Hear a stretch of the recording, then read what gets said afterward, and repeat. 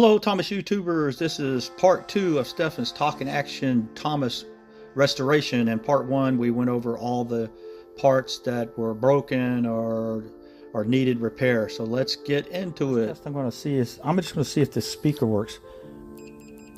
If they touch each other, that means it's a complete circuit between these two leads. And if I touch here on the speaker, zoom in a little bit. Move this out where you can see it.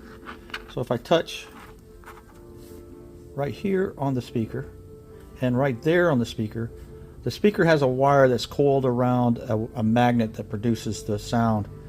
And if I touch right here, I should hear short. If I don't hear short, it should beep. Beep means it's a short continuous wire all the way around. If it doesn't make a beep, then we got a bad speaker. Alright, so right off the bat we know we got a good speaker. That's going good for us. Let's move on to the next check. I just want to show you something. If you ever wonder how I know what's going on with all these components and all that on this board, I have sat down and I have traced out everything that is on those boards. So starting right down here in this corner, this is the black and the red wire. That's from the battery. We got the brown wires that go to the speaker, and then we have the two green and black ones that go to the motor, and orange ones that go to the activation part. And I just went out and I went and did the whole thing, so that way I can sort of figure out what's going on, what's happening out there. Okay, as you know, I always like to work from the battery for the power source back to the front. So I'm going to go ahead and rewire this, look at the fuse and everything else to see if it's okay. I have many videos that you can watch me do that, so any video prior to this probably has me doing that. So I'm gonna go ahead and repair this battery carriage off camera. Okay, while checking out the carriage here, I was checking the fuse that runs across right here, and then the fuse is bad, and then I also noticed that it came unriveted. The battery terminal came unriveted, so there it is. So I have to replace that rivet. Alright, so I'm wrapped up with Stefan's battery carriage here, Annie. I'm using my one of my battery covers so I can work with this. Inside here I had to replace, re-solder a whole bunch of wires on the inside. I had to repair the fuse. The fuse is bad, and also one of the battery terminals, the rivet was off and corroded, so I had to put that back on there.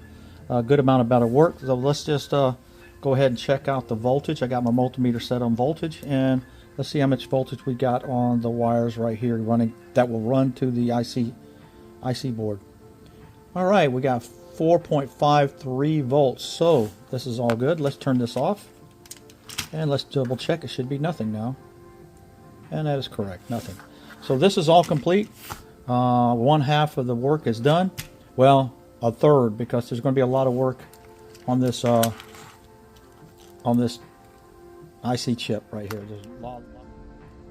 Okay, so when I took the wheels out, I thought this was good from when I tried it earlier, but yeah, it's bad. It spins, so that has to be repaired. I'm gonna do that also off camera because you see me do that 1,000 times. So let's go ahead and repair that.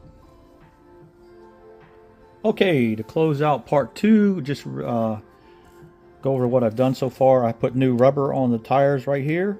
I put a new gear on right there, so that's taken care of, nice and sturdy and can grip the tracks very well.